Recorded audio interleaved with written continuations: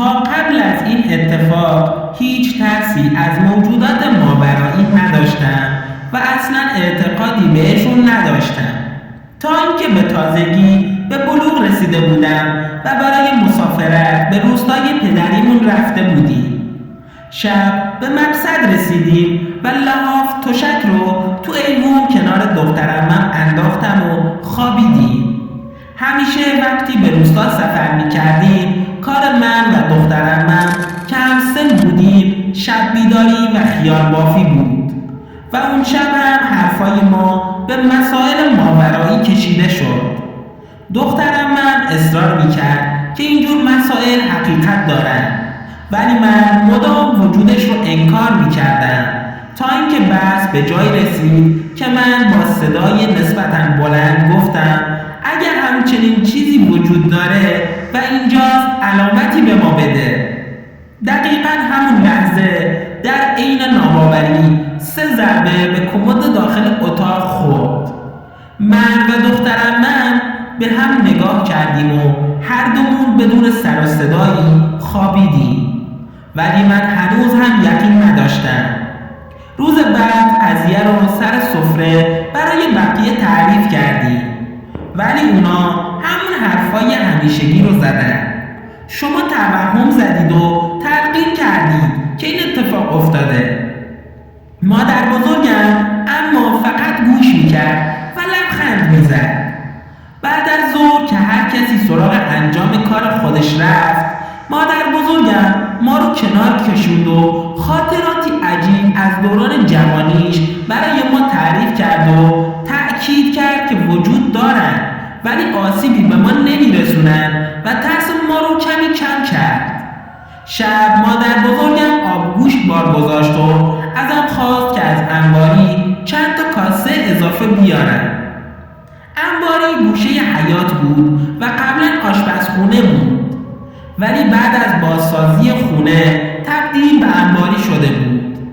از خونه بیرون اومدم و به سمت انباری میرفتم که متوجه فردی با قامت و هیکلی عظیم تو تاریکی ته حیاط کنار درختها شدم.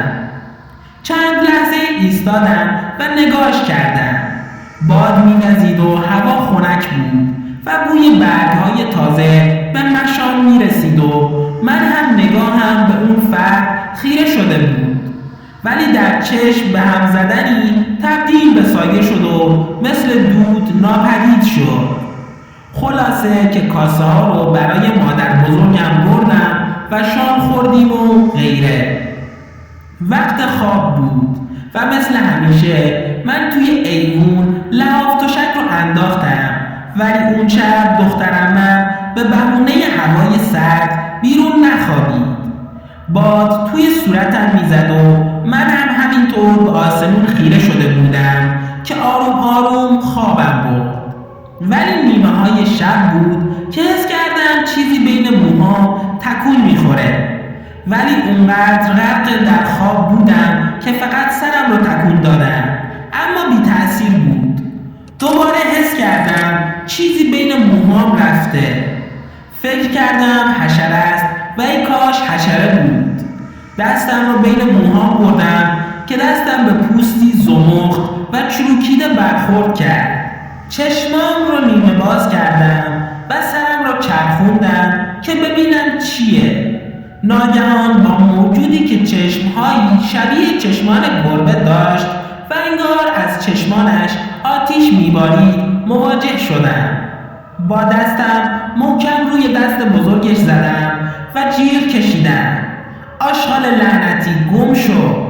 ناگهان روی پایش بلند شد و با یه جست روی نرده ایوون و با جست دیگه پرید توی کوچه و زیر چراغ‌های کم نور روستا روی 4 دست و پا شروع به دویدن کرد. مو به تنم سیخ شده بود و انگار که حنجره‌ام توان صدا در آوردن نداشت. دستام به لرزش در اومده بود. به صبح نکشید که ما از روستا حرکت کردیم و برگشتیم. ای کاش که همه چیز با برگشتن به خونه تموم میشد. بعد از برگشتن به خونه فقط روزای اول خوب طی میشد و همه چیز از روز پنجم دوباره شروع شد. همه چیز با یه خواب شروع شد. خواب دیدم یه مرد درشت هیکل به زور خودشو به متحمل میکنه و مدام کتکم میزنه و با عصبانیت بهم تجاوز میکنه. بیخوابی های من تا چندین هفته ادامه داشت و زمانی هم که میخواستم بخوابم حضور افرادی رو حس میکردم که سنگینی و تأثیر منفی رو من میذاشتن و انگار آزار و اذیتم میکردن. والدینم تصمیم گرفتن که شبها کنار من بمونن تا احساس آرامش کنن. اوایل همینطور بود، ولی رفته رفته کابوس ها سراغم اومدن و باز هم همان کابوس لعنتی.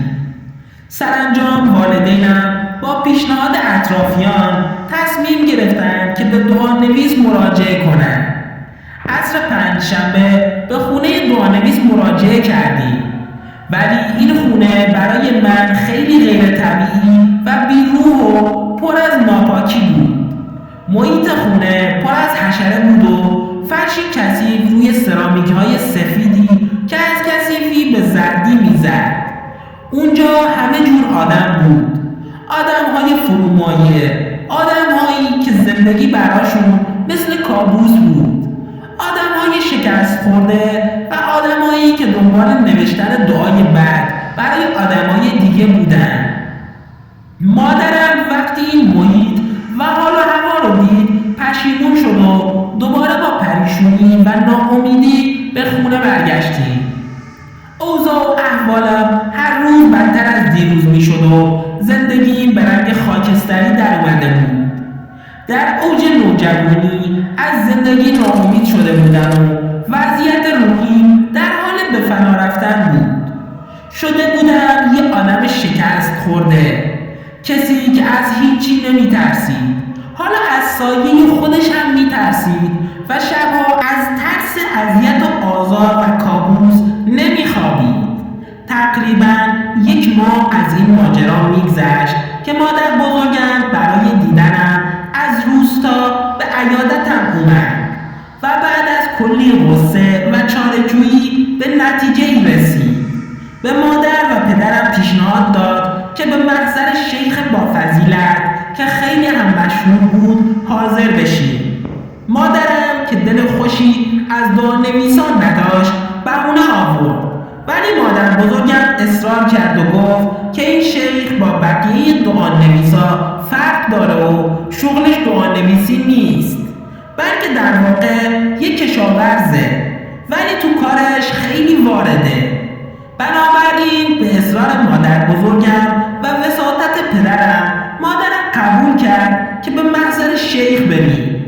صبحی که قرار بود به محضر شیخ بریم حالم نزار شد و حالت تعو استفراغ سراغم اومد و گویا چیزی میخواست مانع این اتفاق بشه، ولی ما به تمام موانع به راه افتادیم و زور به مقصد رسیدیم.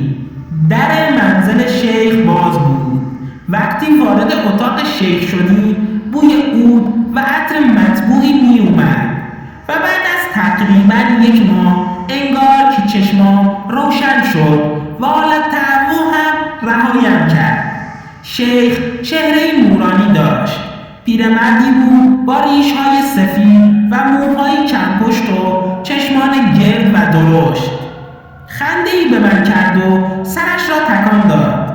مادر بزرگم تمام قضایا رو برایش تعریف کرد و شیخ با حوصله به تمام حرفها گوش داد و بعد شروع کرد به سوال پرسیدن از من و بعد کتابی رو باز کرد و شروع کرد به خواندن آیه.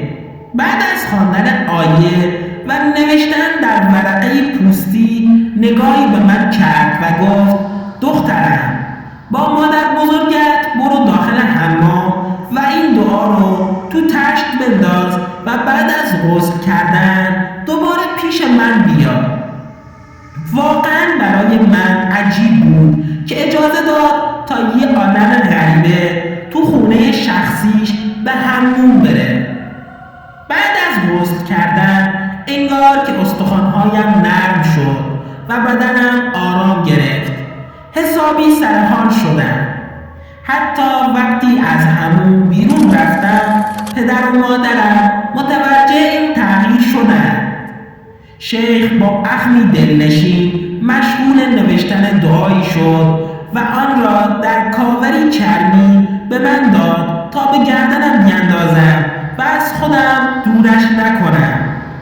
وقتی پدرم خواست که مژدگانی به شیخ بده، شیخ محکم دست پدرم رو گرفت و اخم کرد و گفت دیگه از این غلطا نکن.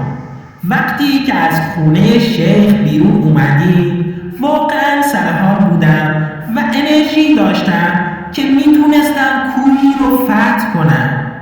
مادر بزرگم ما رو به خونه‌اش دعوت کرد و بعد از خبر بهبودی من همه اقوام به خونه مادر بزرگم اومدن و جشن کوچیکی گرفتیم. والدینم هیچ وقت به من نگفتند که چه اتفاق مرموزی برای من افتاد که به اون جنون دچار شدم، ولی بعدها از دهن مادرم پرید که از ما بهترون شیفته مریم شده بودن و چون میدونستن جسمش رو نمیتونن مال خودشون کنن تصمیم گرفتن که روحش رو تسخیر و تصاحب کنن. ممنون که تا پایان داستان با ما همراه بودید.